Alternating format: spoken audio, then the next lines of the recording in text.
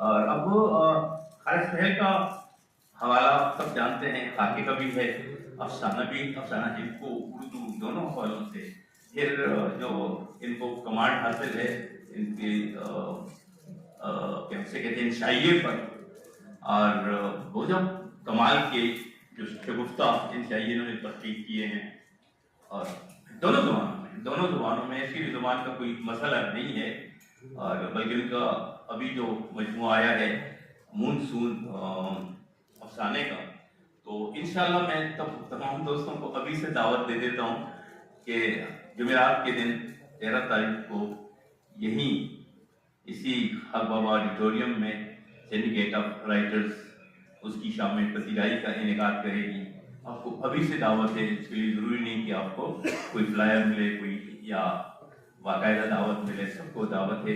اس پہ بات کریں گے ان کے مونسون، ان کے افسانوں پر، اور مجھے اس بات سے اگین خوشی بھی ہوتی ہے کہ خالد سہیل ملک حلقہ ارباب ذوق، کیونکہ حلقہ ارباب ذوق کی بھی آج کی یہ نشست ان کے تعاون سے بھی ہے، تو حلقہ ارباب ذوق کی پلیٹ فارم سے یہ آیا، اور اس کے بعد پھر اس نے پیچھے نہیں دیکھا، اور مسلسل افسانے میں بھی، شائعے میں بھی، اور پھر اب جو نیا حوالہ مائکرو فکشن کا آیا، میں تو کہتا ہوں اس کا آغاز میری بحث سب دوستوں کو پتہ ہے ادب سرائے میں چلی تھی، حیدر قریشی صاحب نے، ستیہ پالانند نے، اور مقصود احمد شیخ نے اس میں بھی حصہ لیا تھا، لیکن میرا وہاں یہی پلی تھا کہ ان سب سے پہلے پاپ کہانی کا آغاز پشاور سے ہوا تھا، اور وہ مشتاق شباب نے کیا تھا۔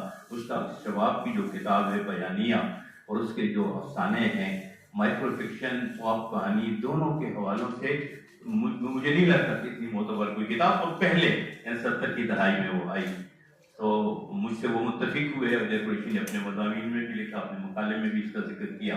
میں اس لیے خوش ہوں کہ اس کا آغاز بھی یہاں پشاور سے ہوا، تو اس فیلڈ میں بھی خالد نے ایک اپنی الگ پہچان بنائی ہوئی ہے، اور محبتی آدمی ہیں، محبت کرنے والے ہیں۔ میں ان سے درخواست کروں گا اور کہ وہ تشریف لیں، اور آپ سے درخواست کروں گا کہ استقبال کیجیے گا پروفیسر خالد سہیل ملک۔ السلام علیکم۔ خاطر غزنوی صاحب ہم سب کے محسن ہیں، اور ان کی شخصیت تنگنائے خاکہ میں شاید نہ سما سکے، اور یقیناً تقاضا ہے کہ ان پر ایک سوانح لکھی جائے، لیکن بہرحال تھوڑے وقت میں خاکہ، اور یقیناً یہ خاکہ مجھے بھی نامکمل لگتا ہے کہ بہت سارے حوالے رہ جائیں گے۔ بہرحال عنوان ہے اس کا تیسرا درویش۔ فارغ بخاری نے البم میں خاطر غزنوی کا خاکہ تیسری قسم کا بچہ کے عنوان سے پیش کیا تھا، جس میں انہوں نے خاطر غزنوی کی آرٹ کے مختلف شعبوں میں دلچسپی لینے اور متفرق سرگرمیوں میں بہہ رہنے کو ان کی شاعری پر اثر انداز ہونے کا ایک سبب بتایا تھا، مگر یہی حوالہ بین سطور میں خاطر غزنوی کے فن کی کثیر جہتوں پر ان کی دسترس کی طرف اشارہ بن جاتا ہے، اور انہیں ادیب شاعر سے زیادہ ایک مکمل آرٹسٹ کے درجے پر لے آتا ہے۔ اگر وہ مکمل توجہ اپنی شاعری کو دے بھی دیتے تو ہو سکتا ہے کہ جو مقام ان کا اب شاعری میں ہے، اس مقام سے 2-3 اسکیل اوپر چلے جاتے، مگر شاید وہ خاطر غزنوی نہ رہتے۔ خاطر غزنوی جب ہماری نسل تک پہنچے تو کم از کم وہ تیسری قسم کے بچے نہ رہے تھے، بلکہ تیسری قسم کے درویش بن چکے تھے۔ دبستان خیبر پختونخوا کے بہت سے شہروں اور قصبوں میں علم و ادب کی شمع روشن رہی ہے، لیکن علم و فن کا مرکز بہرحال پشاور ہی رہا ہے۔ اٹک کے اس پار اس منطقی کی تخلیقی شناخت، تحریکی اٹھان، ادب کے مجلسی حوالوں کی تقویت اور ادبی مراکز سے رابطوں کے حوالے سے جن 2 درویشوں کے نام لیے جا سکتے ہیں، ان میں 2 تو فارغ بخاری اور رضا ہمدانی تھے، جبکہ تیسرے درویش خاطر غزنوی کے علاوہ کون ہو سکتے ہیں؟ خاطر غزنوی کی بہت سی جہتوں کو دیکھا اور پرکھا جائے تو ایک لفظ ان کی ذات کی تشریح کر سکتا ہے جو مجھے انگریزی سے مستعار لینا پڑ رہا ہے، اور وہ لفظ انرجی ہے۔ بلا شبہ خاطر غزنوی بے پناہ انسان تھے، یونیورسٹی کی پروفیسری ریڈیو کی صداکاری و اسکرپٹ نگاری، ادبی محافل کی ذمہ داری، مصوری، فوٹوگرافری، مطالعہ، شاعروں ادیبوں سے یاری اور نہ جانے کیا کیا کچھ وہ ایک ساتھ کیوں کر لیتے تھے وہ اتنے سارے کاموں کے لیے اتنی ساری انرجی کہاں سے لے کر آتے تھے؟ ان کی اس انرجی کا پاور ہاؤس زندگی کے آخری پڑاؤ تک ویسا ہی فل چارج رہتا تھا جیسا ان کی جوانی کے دنوں میں تھا۔ محمد ابراہیم بیگ خاطر غزنوی درمیانے قد اور متوسط مگر اسمارٹ اور چھریلے بدن کے مالک تھے۔ چہرے پر ستواں ناک شاید ان کی غزنوی جینز ہی کی دین ہو۔ جوانی کی تصویروں سے معلوم ہوتا ہے کہ عالم شباب میں زلفیں ضرور سنوارتے ہوں گے، لیکن بعد میں کنپٹیوں کے اوپر بالوں کی ایک جھالر ہی متا بچی تھی۔ چمکتی روشن آنکھوں پر موٹے عدسوں کی اینک چہرے کا مستقل حصہ شاید جوانی ہی میں بن گئی تھی۔ خوش شکل ہونے کے ساتھ خوش لباس بھی کہے جا سکتے تھے۔ کچھ لوگ ایسے ہوتے ہیں جنہیں ہر کوئی جانتا ہے۔ خاطر غزنوی ادب میں ایسے ہی آئیکن کا درجہ رکھتے تھے جو ادب کی شناخت اور ادب ان کی شناخت تھا۔ جب تک زندہ رہے ادب ان کے لیے لائف لائن کی حیثیت رکھتا تھا۔ یہ بات میں مروتاً نہیں کر رہا، بلکہ اس بات کی شہادت ان کے سب دوست دیں گے۔ زندگی کے آخری ایام میں جب خاطر صاحب شدید بیمار تھے اور CMH کے ICU میں تھے، استاد محترم نذیر تبسم نے عمر کے اس حصے میں اپنی PhD مکمل کی تھی جس عمر میں لوگ پوتوں کے سروں پر سہرے دیکھتے ہیں۔ ظاہر ہے ایسی PhDیاں ڈھلتی عمر کی شادیوں کی طرح بہت پاپولر ہوتی ہیں۔ جس دن نذیر تبسم کی PhD کا پبلک ڈیفنس تھا، نذیر تبسم کے دوست، شاگرد، چاہنے والے اور چاہنے والیاں سب پشاور یونیورسٹی کے جیولوجی ہال میں اکٹھے تھے۔ پبلک ڈیفنس کی کارروائی شروع تھی کہ فضا میں ایمبولینس کے سائرن کی آواز گونجنے لگی۔ میں ہال سے باہر لپکا تو ایمبولینس سے ایک اسٹریچر برآمد ہوا جس میں خاطر صاحب لیٹے تھے۔ بادشاہ منیر بخاری اور شاعر افراز علی سید خاطر صاحب کو اسٹریچر سے اٹھا کر ہال تک لائے اور انہیں پریزیڈیم میں بٹھا دیا۔ خاطر صاحب شروع میں کچھ مزمحل تھے، لیکن ادبی گفتگو جوں ان کے اندر اترتی گئی تو پہلے وہ بشاش ہوئے اور پھر بشاش، اور پھر انہوں نے نذیر تبسم کے کام پر جی سر خاطر صاحب شروع میں کچھ مزمحل تھے، لیکن ادبی گفتگو جوں ان کے اندر اترتی گئی تو پہلے وہ حشاش ہوئے پھر بشاش، اور پھر انہوں نے نذیر تبسم کے کام پر سر حاصل گفتگو بھی اس انداز سے کی جیسے وہ بندہ خدا ICU سے نہیں بلکہ کسی جم سے اٹھ کر آیا۔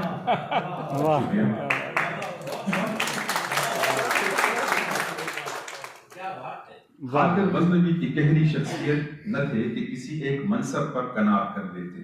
انہوں نے بے شمار شوق پال رکھے تھے کہ جن سے ان کی دلی وابستگی دکھائی دیتی تھی۔ ان کا سب سے قابل عشق حوالہ ان کی کتابوں کی کلیکشن تھی۔ ان کی ذاتی لائبریری شاید پاکستان کی سب سے بڑی نجی لائبریری تھی، جس میں ہزاروں کی تعداد میں نایاب کتابیں اور مخطوطے، نادر مسودے، کمیاب آڈیو کیسٹس، شاہکار تصویریں اور پینٹنگز موجود تھیں۔ کمال کی بات یہ ہے کہ ان کی اس لائبریری کی کوئی کیٹلاگ نہیں تھی۔ وہ بڑے تحمل سے کہتے، یار خالد وہ سامنے نیلی ٹیپ والا کارٹن پڑا ہے، اس میں سے سبز رنگ کی کتاب نکال لاؤ، یا پھر الماری کے ساتھ والے ریک کی تیسری رو میں جو سرخ رنگ کی موٹی کتاب پڑی ہے وہ اٹھا لاؤ۔ میرے مشاہدے میں کبھی بھی ان کا اندازہ غلط نہیں ہوا تھا۔ کتابیں جمع کرنا ان کا واجبی سا شوق نہ تھا۔ وہ کتابیں جمع نہ کرتے بلکہ کتابوں کو پالتے تھے۔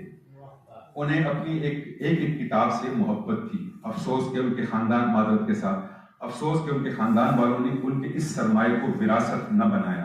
بہرحال غنیمت ہے کہ ان کی بہت سی کتابیں اب پشاور یونیورسٹی اور قرطبہ یونیورسٹی کے شعبہ ہائے اردو کی لائبریریوں میں محفوظ ہیں، اور ان الماریوں پر گوشۂ خاطر غزنوی بھی لکھا ہوا ہے۔ کتاب کے معاملے میں وہ بہت سخت طبیعت کے مالک تھے۔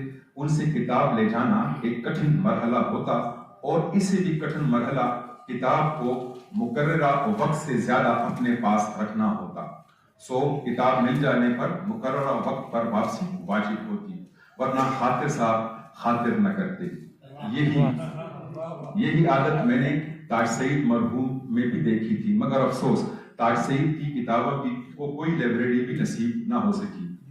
शेर और नसर के अलावा तहकीक और तनकीद में भी खातिर साहब का बहुत काम है, जिसमें बहुत कुछ शाया हो चुका है और बहुत सा काम उनका गैर मतबूआ भी है, जिसकी गवाही खुद नासिर अली सैयद और उनके दीगर रुफका भी देते हैं। खातिर साहब हर वक्त किसी न किसी प्रोजेक्ट पर काम करते रहते। मलेशिया में बहुत थोड़े अरसे के कयाम में भी वो निचले न बैठे और मलाई में लुगत लिख डाली, जिसके बदले उन्हें एजाजी डॉक्टरेट की सनद अता की गई थी। खुदा जाने उनके कुछ मुकम्मल कुछ अधूरे मुसव्विदे कहाँ हैं जो किसी को मालूम नहीं। मुमकिन है कि वो मुसव्विदे मज़कूरा वाला लाइब्रेरियों में पड़े हों। डॉक्टर ज़हूर अमान और खातिर गज़नवी की बनती न थी। दोनों मेरे बुजुर्ग थे और मुझसे मोहब्बत भी करते थे। डॉक्टर ज़हूर अमान उन दिनों रिपोर्टाज पर तहकीकी काम कर रहे थे। इस ज़िम्न में उन्हें एक किताब की तलाश थी जो सिर्फ खातिर गज़नवी के पास थी। खातिर साहब को भी इल्म था कि अमान साहब को ये किताब दरकार है। ज़हूर अमान वो किताब खुद मांगना नहीं चाहते थे। मैं हिंदू इस्लामिक कॉलेज में पढ़ाता था और शोबे उर्दू आना जाना बहुत था। एक दिन शोबा गया तो डॉक्टर ज़हूर आन ने मुझे अपने कमरे में बुलाया और कहा कि मैं उन्हें वो किताब ला दूं, लेकिन इस शर्त के साथ कि उनका जिक्र न करूं। खातिर साहब के दरवाजे सबके लिए खुले रहते। मैं चला गया और इत्तेफाक से वो लाइब्रेरी में थे, मुझे वहीं बुला लिया।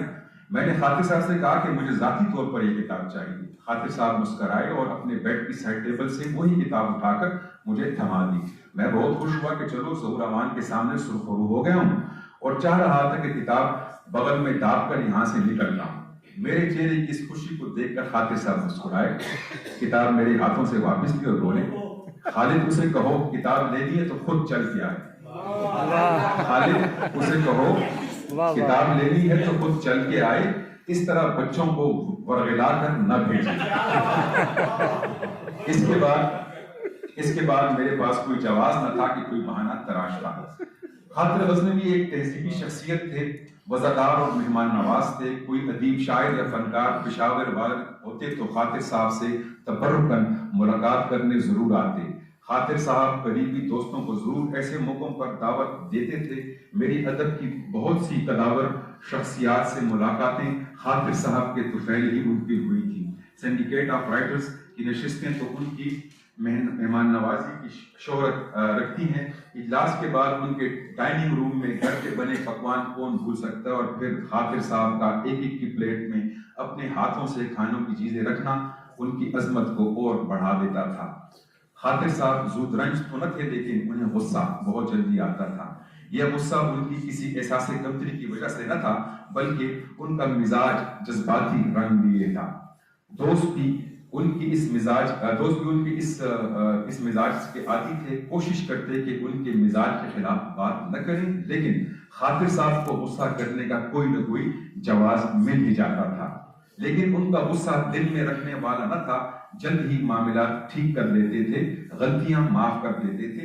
औरंगजेब हुर ने अपने एहसास कमतरी के सारे घोड़ों की पीठ निकालने के लिए खातिर साहब का जो इनको खाका लिखा था, वो न तो अदब था ना ही खाका नीली गलाजत थी।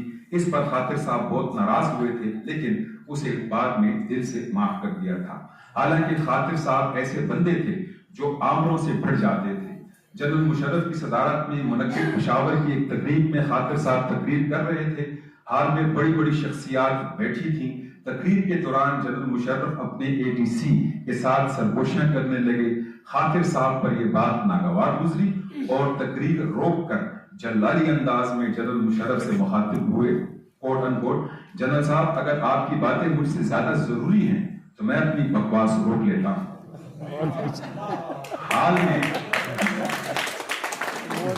हाल में सन्नाटा छा गया था। जाहिर है ये कोई छोटी बात न थी।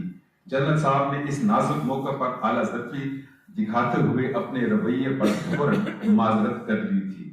खातिर साहब की एक बड़ी अजीब और मुनफरिद सलाहियत थी जो शायद ही किसी नस्रनिगार में देखी गई हो।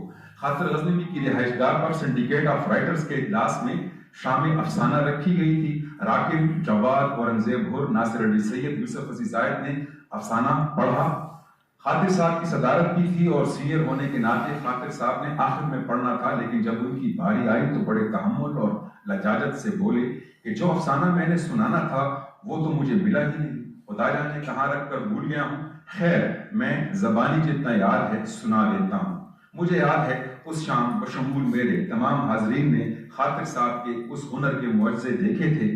وہ یادداشت کی بنیاد پر افسانہ پڑھ رہے تھے یا شاید اسی لمحے وہ افسانہ بن رہے تھے، ایک کے بعد ایک افسانی سطر کہتے جا رہے تھے۔ ایک ایسی فضا قائم ہو گئی جیسے وہ صفحے سے دیکھ کر پڑھ رہے ہوں۔ اس محفل میں موجود ہم سب ہم زبان تھے کہ وہی افسانہ اس محفل کا، اس نشست کا سب سے عمدہ افسانہ تھا۔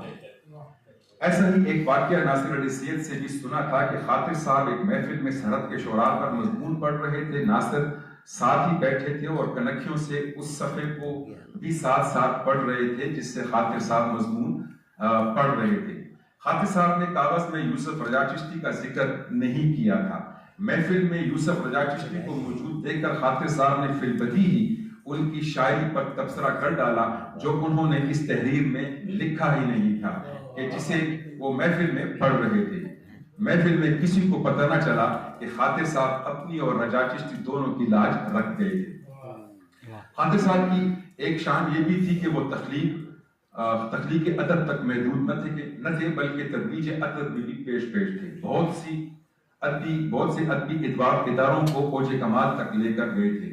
نئے لکھنے والوں کے لیے ان کا وجود ایک استاد سے کم نہ تھا، اچھی تخلیق کی تاریخ میں بہت سے کام نہ لیتے۔ ماہ رمضان میں ڈاکٹر نذیر البصر کے مینا بازار والے گھر میں ایک دن کو تنقیدی نشست منعقد ہوئی تھی۔ خاطر صاحب کی صدارت تھی، میں نے اس میں اپنا افسانہ کڑاہی خور پیش کیا تھا۔ خاطر صاحب بہت خوش تھے، مجھے ان کی یہ تعریفی اور میرے لیے تاریخی کلمات کبھی نہیں بھولیں گے۔ کوٹ ان کوٹ، خالد میں نہیں مانتا کہ تم یہ افسانہ لکھ سکتے ہو، خالد میں نہیں مانتا کہ تم یہ افسانہ لکھ سکتے ہو، اس میں جو پشاور تم نے دکھایا ہے وہ میرے بچپن کا پشاور تھا۔ خاطر صاحب کی ادب کے لیے کمٹمنٹ مثالی تھی۔ انہوں نے بہت لکھا، بہت چھپوایا، بہت نہ چھپ سکا، بہت سے پروجیکٹس ان کے دل ہی میں رہ گئے۔ وہ جو کرنا چاہتے تھے وہ کرنا چاہتے تھے۔ انہیں ہند کو لغت لکھنے کا بہت شوق تھا۔ مجھے ایک دن انہوں نے ریتی بازار بھیجا کہ وہاں کے دکانداروں سے مختلف اوزاروں کے ہند کو نام لکھ کر لاؤ۔ میری حیرت کی انتہا نہ رہی کہ صرف 2 دکانوں پر ہی جہاں سفید ریش دکاندار بیٹھے تھے ان سے مجھے مختصر سی نشست میں 180 کے قریب لفظ مل گئے جو کم از کم میرے لیے بالکل نئے تھے۔ خاطر صاحب نے وہ فہرست دیکھی تو ان کی آنکھوں میں ایک چمک سی پیدا ہو گئی، کہنے لگے لگتا ہے کہ ہند کو لغت میں تمہارا نام معاون کے طور پر لکھا جا سکتا ہے، لیکن شرط یہ ہے کہ اسی طرح محنت کرو گے۔ کاش کہ خاطر صاحب دوسرے بکھیڑوں میں نہ الجھتے تو آج ان کے ساتھ ایک کتاب میں مجھ ناچیز کا بھی نام آ جاتا۔ خاطر غزنوی ایک بڑی شخصیت کے مالک تھے۔ وہ ایک بھرپور، متاثر کن اور قابل رشک زندگی گزار گئے ہیں۔ نہ صرف گزار گئے ہیں بلکہ اپنی ذات کے بہت سے منور گوشوں سے اپنے عہد کو روشن کر گئے ہیں۔ خاطر غزنوی نہ تو تیسری قسم کا بچہ تھے نہ ہی جیکا فال۔ اس تیسرے درویش نے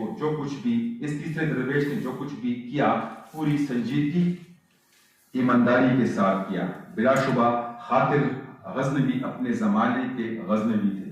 بلا شبہ خاطر صاحب اپنے زمانے کے غزنوی تھے۔ آپ نے اپنے وقت سے خراج بھی وصول کیا ہے، شہرت، نیک نامی اور کارکردگی کی کرنسی میں۔ بہت شکریہ۔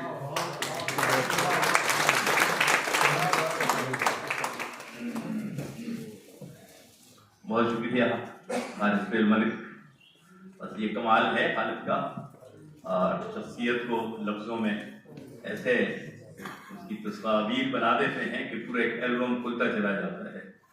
اور بہت سے کچھ واقعات ہیں جو میرے حوالے سے بھی اس میں آئے ہیں، اور وہ شام یقیناً میں کبھی نہیں بھولوں گا، بلکہ اس شام کو مزے کا